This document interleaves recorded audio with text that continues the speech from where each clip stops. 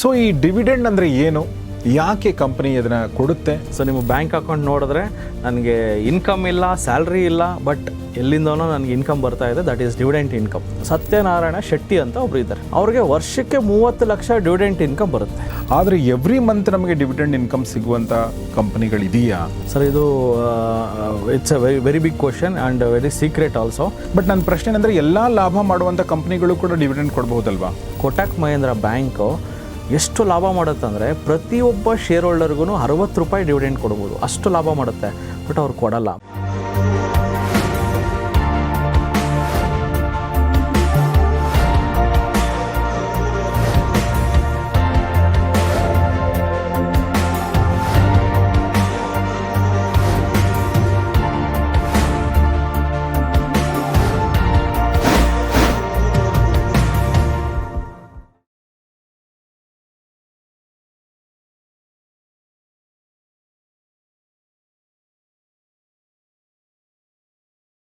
ಸ್ನೇಹಿತರೆ ನಮಸ್ಕಾರ. ಗೌರಿ ಶಕ್ಕಿ ಸ್ಟುಡಿಯೋದ ವಿಶೇಷ ಕಾರ್ಯಕ್ರಮ ಮಹಾಮನಿ, ನಿಮಗೆಲ್ಲ ಆತ್ಮೀಯ ಸ್ವಾಗತ. ನಾನು ಗೌರಿ ಶಕ್ಕಿ. ಮಹಾಮನಿ ಕಾರ್ಯಕ್ರಮದಲ್ಲಿ ಇವತ್ತು ನಮ್ಮೊಂದಿಗಿದ್ದಾರೆ ಟಿ.ಡಿ. ಈ ಒಂದು ಸ್ಟಾಕ್ ಮಾರ್ಕೆಟ್ ಅಕಾಡೆಮಿಯ ಮುಖ್ಯಸ್ಥರಾಗಿರುವಂಥ ಮನೋಜ್ ಕುಮಾರ್ ಅವರು. ಬನ್ನಿ ಅವ್ರನ್ನ ಸ್ವಾಗತಿಸೋಣ. ಮನೋಜ್ ಅವರೇ, ವೆಲ್ಕಮ್ ಟು ದ ಶೋ. ನಮಸ್ತೆ. ನಮಸ್ಕಾರ ಸರ್. ಹೇಗಿದ್ದೀರಾ ಮನೋಜ್? ಚೆನ್ನಾಗಿದ್ದೀನಿ sir. Nice to meet you. Yes sir. Manoj ಅವರು ಯಾವಾಗಲೂ ನಮ್ಮ ಸ್ಟುಡಿಯೋಗೆ ಬಂದಾಗ ಭಾಳ ಒಳ್ಳೆ ವಿಚಾರಗಳನ್ನ ಹೇಳಿದ್ದಾರೆ, ಭಾಳ ಇಂಟ್ರೆಸ್ಟಿಂಗ್ ಆಗಿರೋಂಥ ವಿಚಾರಗಳನ್ನ ಹೇಳಿದ್ದಾರೆ. ಇವತ್ತು ಕೂಡ ನಾನು ಆ ಥರದ್ದೇ ನಿರೀಕ್ಷೆ ಮಾಡ್ತಾ ಇದ್ದೀನಿ. ಮನೋಜ್ ಅವರ ಒಂದು ಸಾಧನೆ ಏನಂದರೆ, ತುಂಬ ಚಿಕ್ಕ ವಯಸ್ಸಲ್ಲಿ ಟಿ.ಡಿ. ಅಂತ ಅಕಾಡೆಮಿ ಶುರು ಮಾಡಿಕೊಂಡು ಇವತ್ತು ಕರ್ನಾಟಕದಲ್ಲಿ 10 ಕಡೆ ಅವರ ಅಕಾಡೆಮಿಗಳಿವೆ, ಅಂದರೆ ಟಿ.ಡಿಯ ಬ್ರಾಂಚ್ಗಳಿವೆ. ಬೆಂಗಳೂರಿನಲ್ಲಿ 5 ಆದರೆ ಇನ್ನೂ 5 ಬ್ರಾಂಚ್ಗಳು ಕರ್ನಾಟಕದಾದ್ಯಂತ ಹುಬ್ಬಳ್ಳಿ, ಮೈಸೂರು, ದಾವಣಗೆರೆ, ಮಂಗಳೂರು ಮತ್ತು ಗುಲ್ಬರ್ಗ. ಇನ್ನು ಬೆಂಗಳೂರಲ್ಲಿ ನಾವು ನೋಡೋದಾದರೆ ಜೆ.ಪಿ. ನಗರ, Basaveshwara Nagar, electronic city, white field, ಆಮೇಲೆ ಇನ್ನೊಂದು ಯಲಹಂಕದಲ್ಲೇ ಮೊದಲನೇ ಬ್ರಾಂಚ್ ಶುರು ಮಾಡಿರುವಂಥದ್ದು. ಸೊ ಯಾಕೆ ಹೇಳ್ತಾ ಇದ್ದೀನಿ ಅಂದರೆ, ಸ್ಟಾಕ್ ಮಾರ್ಕೆಟಲ್ಲಿ ನಾವು ಇನ್ವೆಸ್ಟ್ ಮಾಡಿ ಅಂತ ಹೇಳೋಕ್ಕಿಂತ ಮುಂಚೆ, ಇನ್ವೆಸ್ಟ್ ಮಾಡಬೇಕು ಅಂತ ಅನ್ನೋಕ್ಕಿಂತ ಮುಂಚೆ ಕಲಿಯೋದು ತುಂಬ ಮುಖ್ಯ. ಹೀಗಾಗಿ ಈ ವಿಚಾರನ ಹೇಳ್ತಾ ಇದ್ದೀನಿ. ಆಸಕ್ತರು ದಯವಿಟ್ಟು ಈ ಅಕಾಡೆಮಿಗಳನ್ನ ಸಂಪರ್ಕಿಸಿ. ಅಂದರೆ ಯಾವ ಕೋರ್ಸು ಯಾವ ಥರ ಅನ್ನೋದ್ರ ಬಗ್ಗೆ. ಆದರೆ ಇವತ್ತು ನಾನು ಏನು ಮಾತಾಡ್ಬೇಕು ಅಂದ್ಕೊಂಡಿದ್ದೀನಿ ಅಂತಂದರೆ, ಮನೋಜ್ ಅವ್ರ ಜೊತೆಗೆ ಈ ನಾವು ಸ್ಟಾಕ್ ಮಾರ್ಕೆಟಿಗೆ ಸ್ಟಾಕ್ಗಳನ್ನ ಚೂಸ್ ಮಾಡುವಾಗ ಒಂದು ಕ್ರೈಟೀರಿಯಾ, ತುಂಬ ಕ್ರೈಟೀರಿಯಾಗಳಿದೆ. ಅದರಲ್ಲಿ ಒಂದು ಕೆಲವೊಬ್ರು ಹೇಳುವಂಥ ಕ್ರೈಟೀರಿಯಾ ಏನಂದರೆ, ಡಿವಿಡೆಂಡ್ ಕೊಡುವಂಥ ಕಂಪ್ನಿಗಳನ್ನ ಚೂಸ್ ಮಾಡ್ಕೊಳ್ಳಿ ಅಂತ. ಎಸ್. ಸೊ ಈ ಡಿವಿಡೆಂಡ್ ಅಂದರೆ ಏನು, ಯಾಕೆ ಕಂಪ್ನಿ ಇದನ್ನು ಕೊಡುತ್ತೆ, ಯಾವಾಗ ಕೊಡುತ್ತೆ, ಸೊ ಇದ್ರ ಬಗ್ಗೆ ಮಾತಾಡೋಣ ಅಂತ. Yes sir. ಸರ್, ಡಿವಿಡೆಂಟ್ ಅನ್ನೋದು ಕಂಪನಿಯ ಲಾಭಾಂಶ. ಎಕ್ಸಾಂಪಲ್, ಒಂದು ಇನ್ಫೋಸಿಸ್ ಕಂಪನಿ 1000 ಕೋಟಿ ಲಾಭ ಮಾಡುತ್ತೆ. ಸೊ ಇನ್ಫೋಸಿಸ್ ಫೌಂಡರ್ ನಾರಾಯಣ ಮೂರ್ತಿ ಅವರೆಲ್ಲ ಸೇರಿಕೊಂಡು ಫೌಂಡರ್ಸ್ ಆಗಿರ್ತಾರೆ. ಅವ್ರಿಗೆ ಒಂದು ರೆಗ್ಯುಲರ್ ಇನ್ಕಮ್ ಬೇಕು. ಬಿಕಾಸ್ ಅವರು ಕಂಪನಿಯಲ್ಲಿ ಡೈರೆಕ್ಟರ್ ಆಗಿದ್ರು, CEO ಆಗಿದ್ರು, ಸ್ಯಾಲ್ರಿ ಬರ್ತಾಯಿತ್ತು, ಎಕ್ಸೆಟ್ರಾ. ಕಂಪ್ನಿ ಬಿಟ್ಟಾದ್ಮೇಲೂ ಸಹ ಇವ್ರಿಗೂ ಸಹ ಲೈಫ್ ಲಾಂಗ್ ಇನ್ಕಮ್ ಬೇಕಲ್ಲ. ಸೊ ಅದೊಂದು ರೀಸನ್ ಅಲ್ಲ, ತುಂಬ ರೀಸನ್ಸ್ ಇದೆ. ಸೊ ಒಂದು ಶೇರ್ ಹೋಲ್ಡರ್ಗಳನ್ನ ಒಂದು ಮೋಟಿವೇಶನ್ ಮಾಡಬೇಕು. ಮೋಟಿವೇಶನ್ ಅಂದರೆ ಏನಾದ್ರು ಒಂದು ಇನ್ಕಮ್ ಬರ್ತಾ ಇದ್ದರೆ ಮೋಟಿವೇಶನ್. ಎಸ್ಪೆಷಲಿ ಲಾಂಗ್ ಟರ್ಮ್ ಹೂಡಿಕೆದಾರರಿಗೆ ಡಿವಿಡೆಂಟ್ ಇನ್ಕಮ್ ತುಂಬ ಅವಶ್ಯಕತೆ ಆಗುತ್ತೆ. ಯಾಕಂದರೆ ನೀವು ಇನ್ವೆಸ್ಟ್ ಮಾಡಿರೋದೇ ಲಾಂಗ್ ಟರ್ಮ್, 10 ವರ್ಷ, 15, 20 ವರ್ಷ. ಸೊ ನಿಮಗೆ ಇನ್ಕಮ್ ಬರ್ತಾ ಇರಬೇಕಾದ್ರೆ ಡಿವಿಡೆಂಟ್ ಬೇಕು. ಸೊ ಡಿವಿಡೆಂಟ್ ಅಂದ್ರೇನು, ಕಂಪನಿಯ ಲಾಭಾಂಶದಲ್ಲಿ ಸ್ವಲ್ಪ ಲಾಭನ ಶೇರ್ ಹೋಲ್ಡರ್ಗೆ ಕೊಡೋದೇ ಡಿವಿಡೆಂಟ್. ಇದು ಪ್ರತಿಯೊಂದು ಶೇರ್ ಹೋಲ್ಡರ್, ಅಂದರೆ ನಾನು ಒಂದೇ ಒಂದು ಶೇರ್ ಇಟ್ಕೊಂಡಿರೋ ನನಗೂ ಕೊಡ್ತಾರೆ. ಸೊ ಇದನ್ನು ಡಿವಿಡೆಂಟ್ ಅಂತ ಕರೀತಾರೆ. ಸೊ ಡಿವಿಡೆಂಟ್ ಬಗ್ಗೆ ನನಗೆ ತುಂಬ ಆಸಕ್ತಿ ಮೂಡಿದ್ದು 2016ರಲ್ಲಿ ಸರ್. ನಮ್ಮ ಮನೆ ಹತ್ರ ಒಬ್ಬರು ಸತ್ಯನಾರಾಯಣ ಶೆಟ್ಟಿ ಅಂತ ಒಬ್ಬರು ಇದ್ದಾರೆ. ಸೊ ಅವರು ITCಯಲ್ಲಿ 5 ಕೋಟಿಗೂ ಹೆಚ್ಚಿಗೆ ಶೇರ್ಗಳನ್ನು ಹೊಂದಿದ್ದಾರೆ ಇವತ್ತಿಗೂ ಸಹ. ಓಕೆ. ಅವ್ರಿಗೆ ವರ್ಷಕ್ಕೆ 30 ಲಕ್ಷ ಡಿವಿಡೆಂಟ್ ಇನ್ಕಮ್ ಬರುತ್ತೆ. ಅವ್ರು ಹೇಳಿದ್ರು, ನಿಮ್ಮ ಪ್ಯಾಕೇಜ್ ಸಹ ನನ್ನ ಡಿವಿಡೆಂಟ್ ಇನ್ಕಮ್ ಸರೋಗಲ್ಲ, ಅಷ್ಟು ದುಡಿತೀನಿ ಡಿವಿಡೆಂಟ್ ಅಲ್ಲ ಅಂತಂದರು. ಅವತ್ತು ನನಗೆ ಸ್ಟ್ರೈಕ್ ಆಯಿತು. ಡಿವಿಡೆಂಟ್ ಇನ್ಕಮ್ ಇಷ್ಟೊಂದು ದೊಡ್ಡದು ಬರುತ್ತಾ, ನಿಜವಾಗ್ಲೂ ಇದು ಡಿವಿಡೆಂಟ್ ಇನ್ಕಮ್ನ ಬೆನ್ನತ್ತು ಹೋದರೆ ನಮಗೆ ಏನು ಸಿಗುತ್ತೆ ಅಂತೆಲ್ಲ ಕುತೂಹಲ ಮೂಡ್ತು. ಆ್ಯಂಡ್ ಈ ಎಪಿಸೋಡ್ನಲ್ಲಿ ಪ್ರತಿಯೊಂದೂ ನಾನು ಹೇಳ್ತೀನಿ ಸರ್. ಎವ್ರಿ ಮಂತ್ ಯಾವ ಕಂಪನಿ ಡಿವಿಡೆಂಟ್ ಕೊಡುತ್ತೆ ಅಂತಲೂ ನಾನು ಇವತ್ತು ವಿವರಿಸ್ತೀನಿ. ಬಟ್ ಸತ್ಯನಾರಾಯಣ ಎಕ್ಸಾಂಪಲ್ ನನ್ನ ಪ್ರಕಾರ ಸ್ವಲ್ಪ ನಮ್ಮ ಕೈ ಮೀರಿದ್ದು, ನಮ್ಮ ಲಿಮಿಟೇಷನ್ ಮೀರಿದ್ದು. ಯಾಕಂದ್ರೆ 5 ಕೋಟಿ ನಾವು ಹಾಕಿರಲ್ಲ, ನಾವು ಹಾಕಿದ್ದು 5 ಲಕ್ಷ, 10 ಲಕ್ಷ, 50 ಲಕ್ಷ, 1 ಕೋಟಿ ಅಂತ ಅನ್ಕೋಣ ನಮ್ಮ ಒಂದು ಬ್ರಾಕೆಟ್ ಅಲ್ಲಿ. ಸೊ ಈ ಬ್ರಾಕೆಟ್ ಅಲ್ಲಿ ಎಷ್ಟು ಬರುತ್ತೆ ಅನ್ನೋದು ಕೂಡ ನಾವು ಯೋಚನೆ ಮಾಡಬೇಕು. ಸೊ ಈಗ ಲಾಭಾಂಶ ಅಂತ ನೀವೇನು ಹೇಳಿದ್ರಿ, ಇದನ್ನ ನಾವು ಅಂದರೆ ಗ್ಯಾರಂಟಿಯಾಗಿ ಲಾಭಾಂಶ ಬರುತ್ತೆ ಅನ್ನೋದೊಂದು ಪ್ರಶ್ನೆ. ಆದರೆ ಬೆಸ್ಟ್ ಡಿವಿಡೆಂಡ್ ಕೊಡುವಂಥ ಕಂಪ್ನಿಗಳು ಯಾವುದು, ಇದ್ರ ಬಗ್ಗೆ? Definitely sir. ಬೆಸ್ಟ್ ಡಿವಿಡೆಂಡ್ ಕೊಡೋ ಕಂಪ್ನಿಗಳನ್ನು ನಾನು ನಿಮ್ಮ ಮುಂದೆನೇ ಲೈವಲ್ಲಿ ಸ್ಕ್ಯಾನ್ ಮಾಡಿ ತೋರಿಸ್ಬಿಡ್ತೀನಿ. ಸೊ ಲೆಟ್ಸ್ ಸೇ ಎಸ್, ತುಂಬ ಬೆಸ್ಟ್ ಕಂಪನೀಸ್ ಯಾವುದು ಡಿವಿಡೆಂಡ್ ಕೊಡ್ತಾ ಇದೆ ಅಂತ ನಾನು ಲೈವಲ್ಲಿ ಸ್ಕ್ಯಾನ್ ಮಾಡಿ ನೋಡ್ತೀನಿ. ಸರ್ಟೈನ್ ಪ್ಯಾರಾಮೀಟರ್ಸ್ನ ಹಾಕ್ಕೊಳ್ಳೋಣ. ಎಕ್ಸಾಂಪಲ್. ಸೊ ಆ ಕಂಪನಿಯ ಡಿವಿಡೆಂಟ್ ಈಲ್ಡ್ ಅಂದರೆ ಏನಂದರೆ ಸರ್, ಎಕ್ಸಾಂಪಲ್ ಒಂದು ಶೇರಿನ ಬೆಲೆ 100 ರೂಪಾಯಿ ಇದೆ. 100 ರೂಪಾಯಿಗೆ ಕಂಪನಿ ವರ್ಷಕ್ಕೆ 3 ರೂಪೀಸ್ ಡಿವಿಡೆಂಡ್ ಕೊಡ್ತಾ ಇದೆ. ಸೊ 3/100 ಮಾಡಿದ್ರೆ 3% ಬರುತ್ತೆ. ಸೊ 3 ರೂಪಾಯಿ ಏನು ಡಿವಿಡೆಂಡ್ ಕೊಡ್ತಾರೆ /100 ಮಾಡಿದ್ರೆ 3%, ದಟ್ ಈಸ್ 3% ಡಿವಿಡೆಂಟ್ ಈಲ್ಡ್. ಅಂದರೆ ನನ್ನ ಇನ್ವೆಸ್ಟ್ಮೆಂಟ್ ಏನಾದರೂ 10,000 ರೂಪಾಯಿ ಆಗಿದರೆ ನನಗೆ 300 ರೂಪಾಯಿ ವರ್ಷಕ್ಕೆ ಡಿವಿಡೆಂಡ್ ಬರ್ತಾ ಇದೆ ಅಂತ. So dividend yield should be more than 3%. So ನಾವು 3%ಗಿಂತ ಹೆಚ್ಚಿಗೆ ಡಿವಿಡೆಂಟ್ ಈಲ್ಡ್ ಕೊಡೋ ಕಂಪ್ನಿ ಮೇಲೆ ಇನ್ವೆಸ್ಟ್ ಮಾಡಬೇಕು. Okay, 3%. And company PE ratio should be less than industry PE. And 1 ವರ್ಷ ಡಿವಿಡೆಂಡ್ ಕೊಟ್ಬಿಟ್ಟು ನೆಕ್ಸ್ಟ್ ವರ್ಷ ಕೊಟ್ಟಿಲ್ಲ ಅಂದರೆ ಪ್ರಾಬ್ಲಮ್ ಆಗುತ್ತೆ. 1 ವರ್ಷ ಏನಾಗುತ್ತೆ, ಏನೋ ಕಂಪ್ನಿ ಎಕ್ಸ್ಟ್ರಾರ್ಡಿನರಿ ಲಾಭ ಮಾಡಿರುತ್ತೆ. ಎಕ್ಸಾಂಪಲ್, ಕರೋನಾ ಟೈಮಲ್ಲಿ ಯಾವುದೋ ಒಂದು ಮಾಸ್ಕ್ ಮಾರೋ ಕಂಪನಿ ಎಕ್ಸ್ಟ್ರಾರ್ಡಿನರಿ ಪ್ರಾಫಿಟ್ ಬಂದ್ಬಿಡ್ತು, ಆಮೇಲೆ ಪ್ರಾಫಿಟೇ ಬರಲಿಲ್ಲ. ಸೊ ಅದನ್ನು ನಾವು 1 ವರ್ಷ ನೋಡಿ ಜಡ್ಜ್ ಮಾಡೋಕ್ಕಿಂತ ಒಂದು 2-3 ವರ್ಷದ್ದಾದರೂ ನೋಡಬೇಕಾಗತ್ತೆ. Dividend income or dividend payout. So dividend payout should be greater than 1,000 crore ಆದರೂ ಡಿವಿಡೆಂಡ್ ಕೊಡಬೇಕು ಕಂಪನಿ. ಅಂದರೆ ದೊಡ್ಡ ಕಂಪ್ನಿಗಳನ್ನು ನಾವು ಕ್ಯಾಚ್ ಮಾಡೋಣ, ಸಣ್ಣ ಪುಟ್ಟ ಕಂಪ್ನಿ ಬೇಡ. Dividend payout should be greater than 1,000 crores. And dividend payout last year dividend ಸಹ 1,000 crores ಜಾಸ್ತಿ ಇರಬೇಕು. ಜೊತೆಗೆ dividend payout of preceding year, ಅದಕ್ಕಿಂತ ಲಾಸ್ಟ್ ಇಯರ್ ಅದರದ್ದು 1,000 crores ಇರಬೇಕು. Profit after tax should be anything greater then 0, ಅಂದರೆ 1 ರೂಪಾಯಿ ಆದರೂ ಲಾಭ ಮಾಡಿರಬೇಕು ಕಂಪ್ನಿ, ಪ್ರಾಫಿಟಬಲ್ ಕಂಪ್ನಿ ಆಗಿರಬೇಕು.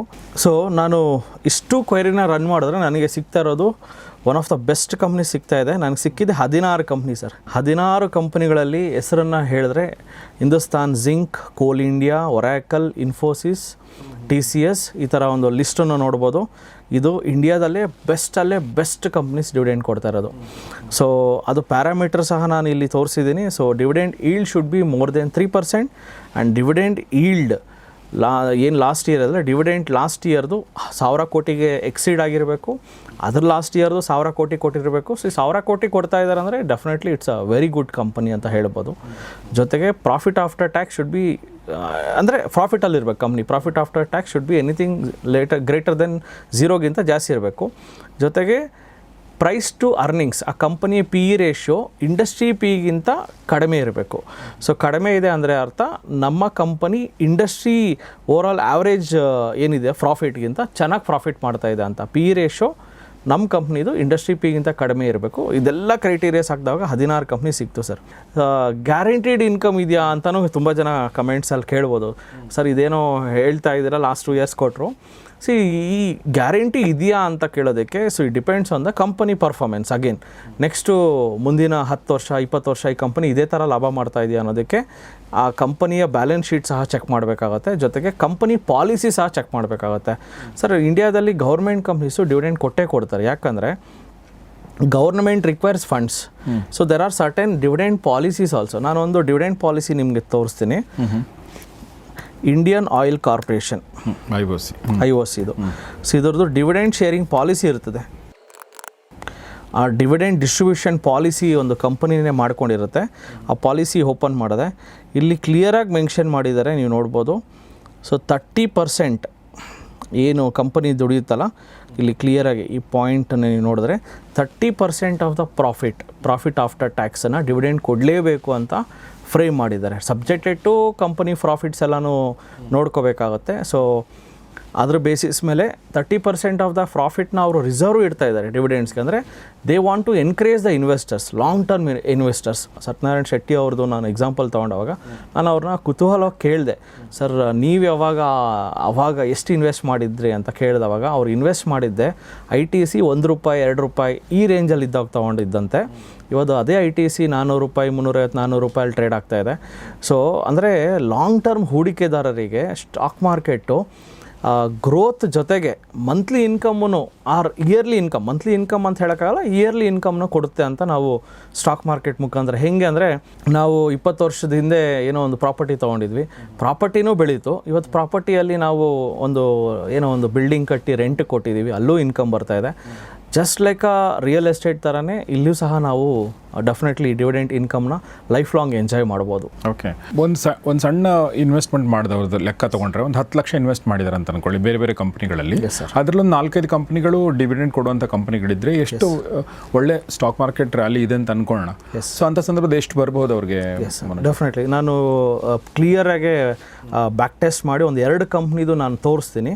ಅವಾಗ ನಿಮಗೆ ಐಡಿಯಾ ಬರುತ್ತೆ ಎಷ್ಟು ಬರ್ಬೋದು ಅಂತ. ಎಕ್ಸಾಂಪಲ್ ಸರ್, ಕೋಲ್ ಇಂಡಿಯಾ ತಗೊಳ್ಳೋಣ. ಬೆಸ್ಟು ಇಂಡಿಯಾದಲ್ಲಿ one of the best dividend paying company ಅಂದರೆ ಕೋಲ್ ಇಂಡಿಯಾ. ಈ ಕೋಲ್ ಇಂಡಿಯಾನ ನಾನು ಓಪನ್ ಮಾಡಿದೆ ಮನಿ ಕಂಟ್ರೋಲಲ್ಲಿ. ಸೊ ಇಲ್ಲಿ ಕಾರ್ಪೊರೇಟ್ ಆ್ಯಕ್ಷನ್ಗೆ ಹೋದರೆ ನನಗೆ ಡಿವಿಡೆಂಟ್ ಅಂತ ಇಲ್ಲಿ ಕಾಣಿಸುತ್ತೆ. ಸೊ ಡಿವಿಡೆಂಟ್ ಎಲ್ಲ ನಾನು ಚೆಕ್ ಮಾಡ್ತಾ ಇದ್ದೀನಿ. ಸೊ ವರ್ಷಕ್ಕೆ ಸರ್ ಈ ಕಂಪನಿ ಕೋಲ್ ಇಂಡಿಯಾ, ಸೊ ನಾನು ಅಂದಾಜು ಮೇಲೆ ಹೇಳ್ತಾ ಇದ್ದೀನಿ, ಲಾಸ್ಟ್ ಇಯರು ಇದು 4 ಸತಿ ಕೊಟ್ಟಿದೆ. 2025ರಲ್ಲಿ ₹5 ಟೋಟಲ್ ಇದು ₹25-26 ಡಿವಿಡೆಂಟ್ ಕೊಟ್ಟಿದೆ. ಸೊ ಶೇರ್ ಪ್ರೈಸ್ ಜೊತೆ ಕಂಪೇರ್ ಮಾಡಿಕೊಂಡ್ರೆ ಡಿವಿಡೆಂಟ್ ಈಲ್ಡ್ ಬಂದು 6%ವರೆಗೂ ಬರ್ತಾ ಇದೆ. 6% ಅಂದರೆ ಎಫ್ ಡಿ ರಿಟರ್ನ್ಸ್ ಇಲ್ಲೇ ಬಂದುಬಿಡ್ತು. ನಾನು ಇದನ್ನು ಜಸ್ಟ್ ಕ್ಯಾಲ್ಕುಲೇಟ್ ಮಾಡಿ ತೋರಿಸ್ತೀನಿ ಸರ್. ಒಂದು 5 ಇಯರ್ಸ್ ಕ್ಯಾಲ್ಕುಲೇಟ್ ಮಾಡೋಣ. ವಿತ್ ಎಕ್ಸೆಲ್ ನಾನು ಎಲ್ಲ ಸೇವ್ ಮಾಡಿಟ್ಟಿದ್ದೀನಿ. 5 ಇಯರ್ಸ್ ತೊಗೊಂಡಿದ್ದೀನಿ ಇಲ್ಲಿ. ಸೊ ಲಾಸ್ಟು 5 ಇಯರ್ಸಲ್ಲಿ 2026 ತೆಗೆದುಬಿಡ್ತೀನಿ, ಇದು ಬೇಡ, ಲಾಸ್ಟ್ 2025ವರೆಗೂ ತೊಗೊಳ್ಳೋಣ. ಸೊ 2020, 21, 22, 23, 24, 25, ಸೊ 6 ವರ್ಷ ಸರ್.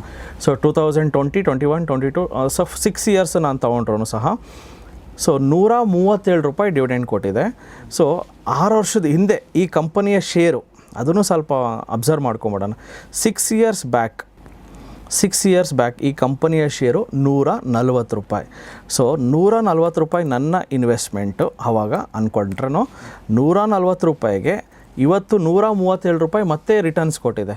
ದಟ್ ಮೀನ್ಸ್ ₹277 ಇವತ್ತಿನ ರೇಟ್ 6 ವರ್ಷದಲ್ಲಿ. ಸೊ ಆ ₹137 ಇದಕ್ಕೆ ಆ್ಯಡ್ ಮಾಡಿದ್ದೀನಿ. ₹140 ನನ್ನ ಹೂಡಿಕೆ, ₹137 ಜಸ್ಟ್ ಒಂದು ಶೇರ್ಗೂ ₹137 ಡಿವಿಡೆಂಟ್ ಅಂದರೆ ಬರೀ ಡಿವಿಡೆಂಟ್ ಇನ್ಕಮ್ನ ನೀವು CAGR ತೊಗೊಂಡ್ರು 100% ನಿಮಗೆ ವರ್ಷಕ್ಕೆ ಆದಾಯ ಬರೀ ಡಿವಿಡೆಂಟಲ್ಲೇ ಬರ್ತಾಯಿದೆ. So 12% is more than F D returns. And ಇದನ್ನು ನಾವು ಜಸ್ಟ್ 1 ಇಯರ್ ಅಂತ ಹೇಳ್ತಾ ಇಲ್ಲ, 5-6 ಇಯರ್ಸ್ ಡೇಟಾ ನಾವು ಹೇಳ್ತಾ ಇದ್ದೀವಿ. So 12% is really great income sir. So let's ಇಲ್ಲಿ ನಾನು ಸ್ಟಾಕ್ ಅಪ್ರಿಸಿಯೇಷನ್ನ ಲೆಕ್ಕ ಹಾಕಿಲ್ಲ. ಸ್ಟಾಕ್ ಅಪ್ರಿಸಿಯೇಷನು ಲೆಕ್ಕ ಹಾಕ್ಬಿಟ್ರೆ 2025ಕ್ಕೆ ನಾನು 2025ರಲ್ಲಿ ₹399 ಶೇರು. ಸೊ 399 ಅಂದರೆ ಸೊ 399 ಪ್ಲಸ್ 137, ಸೊ ₹400 ಪ್ಲಸ್ ₹537 ಆಗುತ್ತೆ. ₹537 ಅಂದರೆ ಸ್ಟಾಕ್ CAGR ಜೊತೆಗೆ ಡಿವಿಡೆಂಟ್ CAGRನು ಲೆಕ್ಕ ಹಾಕಿದ್ರೆ 25% ಬರ್ತಾಯಿದೆ, ವಿಚ್ ಈಸ್ ಇಂಡಸ್ಟ್ರಿಯಲ್ಲೇ one of the best returns ಕೊಟ್ಟಿದೆ ಕಂಪನಿ ಅಂತ ಹೇಳ್ಬೋದು. ಸೊ ಕೋಲ್ ಇಂಡಿಯಾ ಏನು ಡಿವಿಡೆಂಡ್ಸ್ ಕೊಟ್ಟಿದೆಯಲ್ಲ 100% CAGR ಜೊತೆಗೆ ಸ್ಟಾಕ್ ಗ್ರೋತು ಸಹ ಕಂಪೇರ್ ಮಾಡಿಕೊಂಡ್ರೆ 25% CAGR ಈಸ್ ಎಕ್ಸಲೆಂಟ್ ಗ್ರೋತ್. ಇಲ್ಲಿ ಡಿವಿಡೆಂಟ್ ಇನ್ಕಮಲ್ಲಿ ಏನು ಮಾಡಬೇಕಂದ್ರೆ ಸೊ ಮೋಸ್ಟ್ ಆಫ್ ದೆಮ್ ಅದನ್ನು ತೊಗೊಂಡು ಖರ್ಚು ಮಾಡ್ತಾರೆ. ಬಟ್ ಇಫ್ ಅಟ್ ಆಲ್ ನಿಮಗೆ ಖರ್ಚು ಮಾಡೋದು ಇಷ್ಟ ಇಲ್ಲ ಅಂದರೆ ಅದೇ ದುಡ್ಡಲ್ಲಿ ನೀವು ಬೇಕಾದ್ರೆ ಬೇರೆ ಬೇರೆ ಪೆನ್ನಿ ಸ್ಟಾಕ್ಸ್ ಅಂತ ಕರೀತಾರೆ, ಆರ್ ಅಂದರೆ ಸ್ಮಾಲ್ ಕ್ಯಾಪಲ್ಲಿ ಒಂದು ನೆಕ್ಸ್ಟು ಗ್ರೋತ್ ಆಗೋ ಸ್ಟಾಕ್ಸ್ಗಳಿರ್ತವೆ. ಅಂದರೆ ಅದರಲ್ಲೂ ಸಹ ಫಂಡಮೆಂಟಲ್ಸ್ ನೋಡಬೇಕು. ಸುಮ್ಮನೆ ಯಾವುದೋ ಪೆನ್ನಿ ಸ್ಟಾಕ್ಸು ಕಡಿಮೆ ರೇಟ್ ಅಂತ ಇನ್ವೆಸ್ಟ್ ಮಾಡಬಾರ್ದು. Market cap, PE ratio, PB ratio ಎಲ್ಲ ನೋಡಿಕೊಂಡು ರೀಸೆಂಟ್ಲಿ ಸರ್ ಒಂದು ಅರ್ಬನ್ ಕಂಪನಿ ಅಂತ ನೀವು ಕೇಳಿರ್ತೀರ. ಇವಾಗ ಮನೆಗೆ ನಿಮ್ಗೆ ಏನೇ ಬೇಕಂದ್ರೂ ಮನೆಗೆ ಬಂದು ಸರ್ವಿಸ್ ಮಾಡ್ತಾರೆ. ಡೀಪ್ ಕ್ಲೀನಿಂಗ್ ಬೇಕಾ ಇಲ್ಲ ಸಲೂನ್, ಮನೆಗೆ ಬಂದು ಎಲ್ಲನೂ ಮಾಡ್ತಾ ಇರೋ ಕಂಪನಿಗಳು ಅಂದರೆ they are trending at present ಜನ್ರೇಷನ್ಗೆ. ಇದು ಬೇಕೇ ಬೇಕು. ಅದು ಅರ್ಬನ್ ಕಂಪನಿ ಅನ್ನೋದು ಫ್ಯೂಚರಲ್ಲಿ ಗ್ರೋತ್ ಇದೆ. ಸೊ ಅದ್ರದ್ದು ಏನು ಮಾಡಬೇಕು, ಫಂಡಮೆಂಟಲ್ಸ್ ಎಲ್ಲ ಅನಲೈಸ್ ಮಾಡಿ ಇನ್ವೆಸ್ಟ್ ಮಾಡಿದ್ರೆ ಡೆಫಿನೆಟ್ಲಿ ನಮಗೆ ಸೊ ಯಾವುದೋ ಒಂದು ಡಿವಿಡೆಂಟ್ ಇನ್ಕಮ್ನ ಇಟ್ಕೊಂಡು ನಾವು ಮತ್ತೆ ಯಾವುದೋ ಗ್ರೋಯಿಂಗ್ ಕಂಪ್ನೀಸ್ಗೆ ಹಾಕ್ಕೊಂಡ್ರೆ so definitely will make money. So ನನ್ನ ಪ್ರಕಾರ ಸರ್ ನಮ್ಮ ಇನ್ಫೋಸಿಸ್ನ ನಾರಾಯಣ ಮೂರ್ತಿ ಅವ್ರಿಗೆ ವರ್ಷಕ್ಕೆ ಏನಿಲ್ಲರೂ ಡಿವಿಡೆಂಟ್ ಇನ್ಕಮ್ಮೇ ಸಾವಿರಾರು ಕೋಟಿ ಬರ್ತದೆ ಮಿನಿಮಮ್ ನನ್ನ ಪ್ರಕಾರ. So that means dividend income ಎಷ್ಟು ಇಂಪಾರ್ಟೆಂಟ್ ಆಗುತ್ತೆ ಎಸ್ಪೆಷಲಿ ಲಾಂಗ್ ಟರ್ಮ್ ಇನ್ವೆಸ್ಟರ್ಸ್ಗೆ ಅಂತ ನಾವು ತಿಳ್ಕೊಬೋದು. ಎಸ್.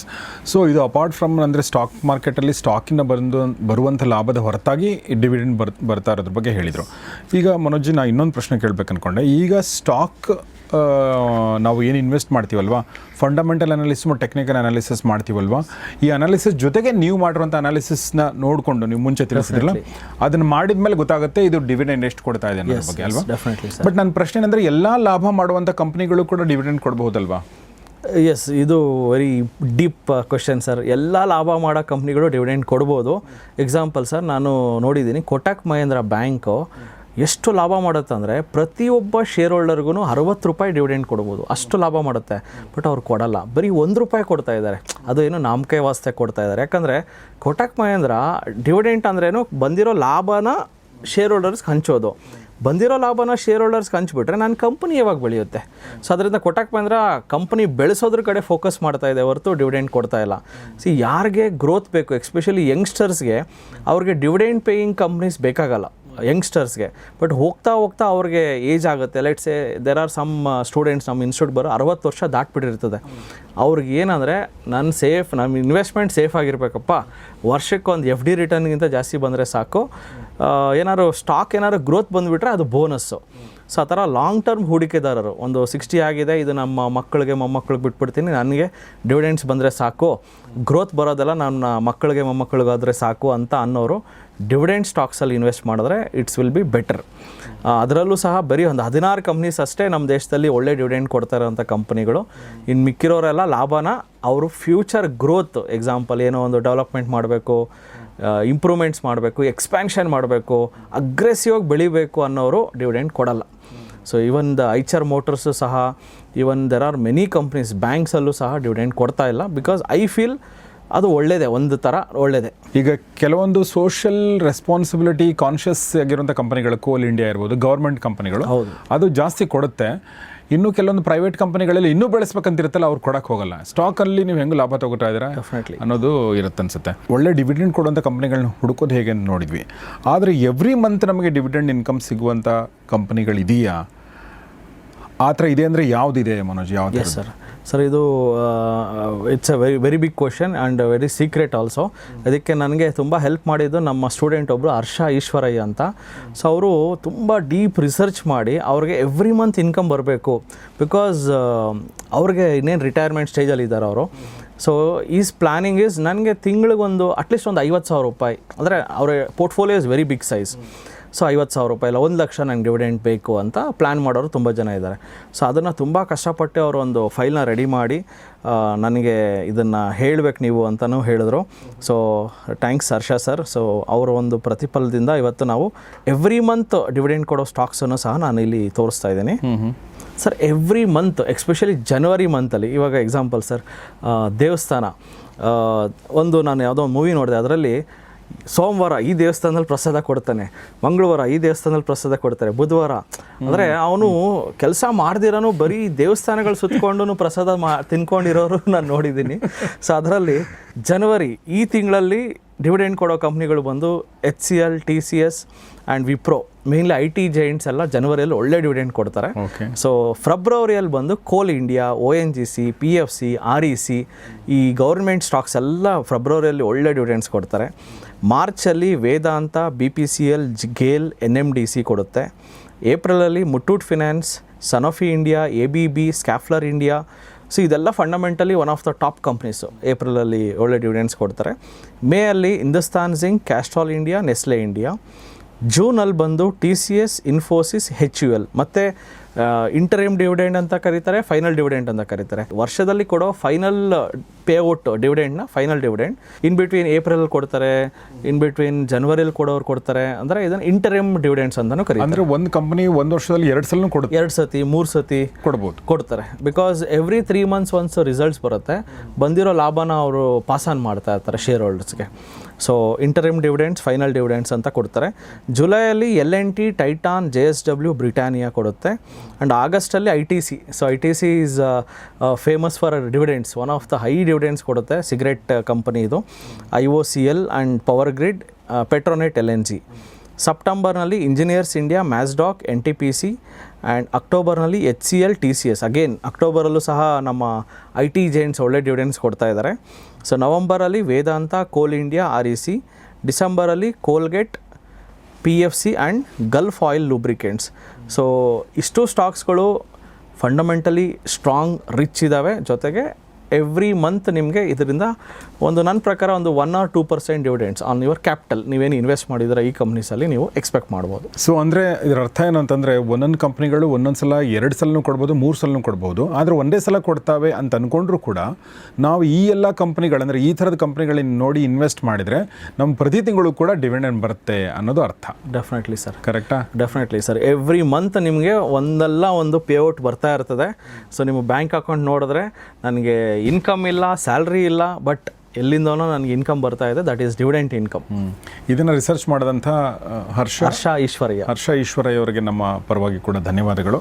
ಸೊ ತುಂಬ ಒಳ್ಳೆ ವಿಚಾರಗಳನ್ನ ಹೇಳಿದ್ರಿ. ಬಹುಶಃ ನಾವು ಇದೇ ಮೊದಲನೇ ಬಾರಿಗೆ ಡಿವಿಡೆಂಡ್ ಬಗ್ಗೆ ಮಾತಾಡ್ತಾ ಇದ್ದೀವಿ. ನಮ್ಮ ಸ್ಟುಡಿಯೋದಲ್ಲೂ ಕೂಡ ನಾವು ಮಾತಾಡಿಲ್ಲ, ನೀವು ಕೂಡ ಇದೇ ಮೊದಲನೇ ಬಾರಿಗೆ ಮಾತಾಡ್ತಾರೆ ಅಂತ ಅನ್ಕೊಂಡು. ಆ್ಯಂಡ್ ಅಗೇನ್ ಇದು ತುಂಬ ಡೀಪಾಗೆ ಡಿವಿಡೆಂಟ್ ಅಂತ ಹಾಕಿದ ತಕ್ಷಣ ಒನ್ ಆಫ್ ದ ಏನೇನು ಇನ್ಫಾರ್ಮೇಷನ್ ಬೇಕು ಡಿವಿಡೆಂಟ್ ಕೊಡೋ ಸ್ಟಾಕ್ಸ್ನ ಹುಡುಕಿದ್ವಿ. ಜೊತೆಗೆ ಎವ್ರಿ ಮಂತ್ ಡಿವಿಡೆಂಟ್ ಕೊಡೋ ಸ್ಟಾಕ್ಸನ್ನು ನಮ್ಮ ಹರ್ಷ ಸರ್ ಹುಡುಕೊಟ್ರು. ಅಗೇನ್ ಸೊ ಫೈನಲಿ ಅಂದರೆ ನಾನು ಹೇಳೋದು ಸರ್, ಒಂದು ಸಮುದಾಯ ಅನ್ನೋದು ಬೇಕಾಗುತ್ತೆ. ಸೊ ಇವತ್ತು TD ಅಕಾಡೆಮಿ ಸ್ಟಾರ್ಟ್ ಆಗಿ 10 ವರ್ಷ ಆಗಿದೆ. ಇವತ್ತು ನಮ್ಮ ಸ್ಟೂಡೆಂಟ್ಸ್ಗಳು ರಿಸರ್ಚ್ ಮಾಡಿ ನಮಗೆಲ್ಲ ಹೆಲ್ಪ್ ಮಾಡ್ತಾ ಇದ್ದಾರೆ. ಅಂದರೆ ಒಂದು ಟೀಮ್ ಬೇಕಾಗುತ್ತೆ, ಒಂದು ಕಡೆ ಕೂತ್ಕೊಂಡು ಕಲಿಬೇಕಾಗತ್ತೆ. ಸೊ ಕಲಿಯೋದಕ್ಕೆ ಡೆಫಿನೆಟ್ಲಿ TD ಅಕಾಡೆಮಿ ಪ್ರತಿ ಭಾನುವಾರ 10 ಗಂಟೆಯಿಂದ 1 ಗಂಟೆಗೆ ಫ್ರೀ ವರ್ಕ್ಶಾಪ್ನ ನಾವು 10 ಬ್ರಾಂಚಲ್ಲಿ ಮಾಡ್ತೀವಿ. ಯಾರ್ಯಾರಿಗೆ ಆಸಕ್ತಿ ಇದೆಯೋ ಬರ್ಬೋದು. ನಮ್ಮಲ್ಲಿ ದೊಡ್ಡ ದೊಡ್ಡ ಹೂಡಿಕೆದಾರರು ಇದ್ದಾರೆ, ಸಣ್ಣ ಪುಟ್ಟ ಹೂಡಿಕೆದಾರರು ಇದ್ದಾರೆ. ಹೂಡಿಕೆ ಅಂದಿದ ತಕ್ಷಣ ನಮಗೆ ಬರೋದೇ ಗೋಲ್ಡು, ರಿಯಲ್ ಎಸ್ಟೇಟು, ಅದ್ರ ಜೊತೆಗೆ ಶೇರಲ್ಲೂ ಸಹ ಹೂಡಿಕೆ ಮಾಡಿ ಅಂತ ನಾನು ಕೇಳ್ಕೊತೀನಿ ಸರ್. Very nice. ಈಗ ಒಂದು ಪ್ರಶ್ನೆ ನನ್ನ ತಲೆಗೆ ಬಂತು. ಈಗ ಎಕ್ಸಾಮ್ ಮುಗಿದಿದೆ, PUC ರಿಸಲ್ಟ್ ಬರೋದಿದೆ, SLC ರಿಸಲ್ಟ್ ಬಂತು, PUC ಗೌರ್ಮೆಂಟ್ ಬಂದಿದೆ, CBSE ಬರಬೇಕು, ಈ ಥರದ್ದೆಲ್ಲ ಇದೆ. 18 ವರ್ಷ ಮುಗಿಸಿರುವಂಥ ವಿದ್ಯಾರ್ಥಿಗಳು ಸುಮಾರು ಜನ ಇರ್ತಾರೆ. ಸೊ ನನಗೆ ಅನಿಸುತ್ತೆ 18 ವರ್ಷ ಮುಗಿಸಿರೋ ವಿದ್ಯಾರ್ಥಿಗಳೆಲ್ಲರೂ ಕೂಡ ನಿಮ್ಮ ಸುತ್ತಮುತ್ತ ಇರುವಂಥ ಈ ಥರ ಒಂದು ಸ್ಟಾಕ್ ಮಾರ್ಕೆಟ್ನ ಒಂದು ಕೋರ್ಸ್ಗೆ ಜಾಯ್ನ್ ಆಗಿ ಒಂದು ಏನು ಹೇಳಕ್ಕೆ ಇಷ್ಟಪಡ್ತೀರಿ? ಯಾವ ಕೋರ್ಸು, ಅದು ಏನಾದ್ರು ಸ್ವಲ್ಪ ಗೈಡ್ ಮಾಡಿ. Definitely sir. 18 ವರ್ಷ ತುಂಬಿರೋರಿಗೆ, ಸೊ ಅವರು ಡಿಗ್ರಿ ಹೋಗ್ತಾ ಇರ್ತಾರೆ. ಎಸ್ಪೆಷಲಿ 18 ವರ್ಷಕ್ಕಿಂತ ಮುಂಚೆನೂ ಬರ್ಬೋದಾ? ಇಲ್ಲ, 18 ವರ್ಷ minimum. So PAN card, Aadhaar card ಇರಲೇಬೇಕಾಗುತ್ತೆ. ಸೊ ಜೊತೆಗೆ ಬ್ಯಾಂಕ್ ಅಕೌಂಟ್ ಇದ್ದರೆ, ಸೊ ನೀವು ಡಿಮ್ಯಾಟ್ ಅಕೌಂಟ್ ಓಪನ್ ಮಾಡಿ ಇವಾಗಲಿಂದ ಸೊ ಒಂದು ಬೇಸಿಕ್ ಕೋರ್ಸ್ ಅಂದರೆ ETF ಅಂದರೆ ಏನು, ಶೇರ್ ಅಂದರೆ ಏನು, ಅದನ್ನು ತಗೊಳ್ಳೋದು ಹೆಂಗೆ, ಮಾರೋದು ಹೆಂಗೆ, ಬೇಸಿಕ್ ನಾಲೆಜ್ ಇದ್ದರೆ ಡಿವಿಡೆಂಟ್ ಅಂದರೆ ಏನು, ಸೊ ಇದೆಲ್ಲ ನಿಮಗೆ ತುಂಬ ನಾಲೆಜ್ ನಿಮಗೆ BComಗೆ ಹೋದವಾಗ ಅಲ್ಲಿ ಬರೀ ಥಿಯರಿ ಓದ್ತಾರೆ, ಬಟ್ ಪ್ರಾಕ್ಟಿಕಲಾಗಿ ಅದನ್ನು ಮಾಡೋದೇ ಗೊತ್ತಿರಲ್ಲ. ಆ್ಯಂಡ್ ವಿಧಿವಶ ಏನಂದರೆ ಹೇಳ್ಕೊಡೋ ಟೀಚರ್ ಹತ್ರನೇ ಡಿಮ್ಯಾಟ್ ಅಕೌಂಟ್ ಇಲ್ವಂತೆ. ಸೊ ಅದು ನಾನು ರೀಸೆಂಟ್ಲಿ ಯಾರೋ ಹೇಳಿದ್ರು, ನಮ್ಮ ಟೀಚರ್ ಹತ್ರನೇ ಡಿಮ್ಯಾಟ್ ಅಕೌಂಟ್ ಇಲ್ಲ ಸರ್, ಬಟ್ ಶೇರ್ ಬಗ್ಗೆ ಫುಲ್ ಹೇಳ್ತಾರೆ ಅಂದರು. ಅಂದರೆ ಪ್ರಾಕ್ಟಿಕಲ್ ಕೊರತೆ ಎಷ್ಟಿದೆ ನಮ್ಮ ಭಾರತದಲ್ಲಿ ಅಂದರೆ, ಸೊ ನಾವು ಬರೀ ಥಿಯರಿ ಓದ್ತೀವಿ ಶೇರ್ ಬಗ್ಗೆ, ಡಿವಿಡೆಂಡ್ ಬಗ್ಗೆ, ಬಟ್ ಅದ್ರ ಬಗ್ಗೆ ನಾವು ಆಳವಾಗಿ ತಿಳ್ಕೊಬೇಕಂದ್ರೆ ಯಾರ್ಯಾರಿಗೆ ಡಿಮ್ಯಾಟ್ ಅಕೌಂಟ್ ಬೇಕಾದರೂ ನಮ್ಮ ಸಂಸ್ಥೆಗೆ ಬಂದರೆ ನಾವೇ ಓಪನ್ ಮಾಡಿ, ಜೊತೆಗೆ ಒಂದು 3 hours ಒಂದು ಬೇಸಿಕ್ ಕೋರ್ಸು ಉಚಿತವಾಗಿ 18 ವರ್ಷ ತುಂಬಿರೋರಿಗೆ ನಾವೇ ಕೊಡ್ತೀವಿ ಸರ್. ಎಲ್ಲ ಲಿಂಕ್ಗಳನ್ನ ಕೂಡ ಡಿಸ್ಕ್ರಿಪ್ಷನ್ ಹಾಕಿರ್ತೀನಿ. ನನಗನ್ಸುತ್ತೆ ಒಂದು ಎಪಿಸೋಡ್ ನಾವು ಈ ವಿದ್ಯಾರ್ಥಿಗಳ ಬಗ್ಗೆನೇ ಮಾಡೋಣ ಮುಂದೊಂದು ದಿನ. ಓಕೆ, ಏನೆಲ್ಲ ಕಲಿಬಹುದು, ಏನೆಲ್ಲ ಕಲಿಬೇಕು ಅಂತ ಹೇಳಿ. ನೀವು BCom ಮಾಡ್ತಿರೋ, BE ಮಾಡ್ತಿರೋ ಅಥವಾ MBBS ಮಾಡ್ತಿರೋ ಅದು ನನಗೆ ಗೊತ್ತಿಲ್ಲ, ಬಟ್ ಖಂಡಿತ ಈ ಕೋರ್ಸನ್ನು ಮಾಡಿ. ಈ ಕೋರ್ಸನ್ನು ಮಾಡಿದರೆ ನಾನು ಹೇಳ್ತೀನಿ ನಿಮಗೆ 2026ರಲ್ಲಿ ನೀವು ಮಾಡಿದರೆ 2036ರಲ್ಲಿ ನೀವು ಮನೋಜ್ ಅವ್ರಿಗೂ ಥ್ಯಾಂಕ್ಸ್ ಹೇಳ್ತೀರಾ, ನಮಗೂ ಥ್ಯಾಂಕ್ಸ್ ಹೇಳ್ತೀರಾ. ಅದು ನನ್ನ ಪ್ರಾಮಿಸ್. ಕರೆಕ್ಟಾ ಮನೋಜ್ ಅವರು? Yes, definitely sir. Yes, 100%. So ಯಾಕೆ ಅಂತಂದರೆ ಲಾಂಗ್ ಟರ್ಮಲ್ಲಿ ಇದರಲ್ಲಿ ಗೆಲುವಿದೆ. ಸೊ ಹೀಗಾಗಿ ಆಮೇಲೆ ಈ ದೇಶ, ನಮ್ಮ ದೇಶ ಮುಂದಿನ 20 ವರ್ಷ ಭಾರತ ದಶಕಗಳಂತ ನಾವು ಅಂದ್ಕೊಂಡಿದ್ದೀವಿ. ಅದರಲ್ಲಿ ನಾವು ಕೂಡ ಭಾಗಿದಾರ ಆಗೋದು ತುಂಬ ಮುಖ್ಯ ಅಂತ ಹೇಳ್ತಾ, ಸೊ ನಾನು ಮನೋಜ್ ಅವ್ರಿಗೆ ಕಂಗ್ರಾಟ್ಸ್ ಹೇಳಬೇಕು. ಯಾಕಂದರೆ 10 ವರ್ಷ ಪೂರೈಸಿದ್ದಾರೆ ಮತ್ತು 10 ಬ್ರಾಂಚ್ಗಳನ್ನ ಮಾಡಿದ್ದಾರೆ. ಸೊ ನಿಮಗೆ ಅಭಿನಂದನೆಗಳು ಮತ್ತು ಒಳ್ಳೆಯದಾಗಲಿ ಮನೋಜ್ ಅವರೇ. Thank you sir. Thank you very much. So ಸ್ನೇಹಿತರೆ, ಮನೋಜ್ ಕುಮಾರ್ ಅವರೊಂದಿಗೆ ಇನ್ನೊಂದು ಎಪಿಸೋಡ್ ಕೂಡ ಮಾಡಿದ್ದೀನಿ ನಾನು, TD ಅಕಾಡೆಮಿ ಮುಖ್ಯಸ್ಥರು. ದಯವಿಟ್ಟು ಅದನ್ನು ಕೂಡ ನೋಡಿ. ಮತ್ತು ಈ ಎಪಿಸೋಡ್ ಕುರಿತಾಗಿ ನಿಮ್ಮ ಅನಿಸಿಕೆಗಳನ್ನ ದಯವಿಟ್ಟು ಕಮೆಂಟ್ ಬಾಕ್ಸಲ್ಲಿ ತಿಳಿಸಿ. ನೋಡ್ತಾರೆ ಗೌರಿಶಕ್ ಸ್ಟುಡಿಯೋ, ನೋಡ್ತಾರೆ ಮಹಾಮನಿ ಕಾರ್ಯಕ್ರಮ. ನಮಸ್ಕಾರ.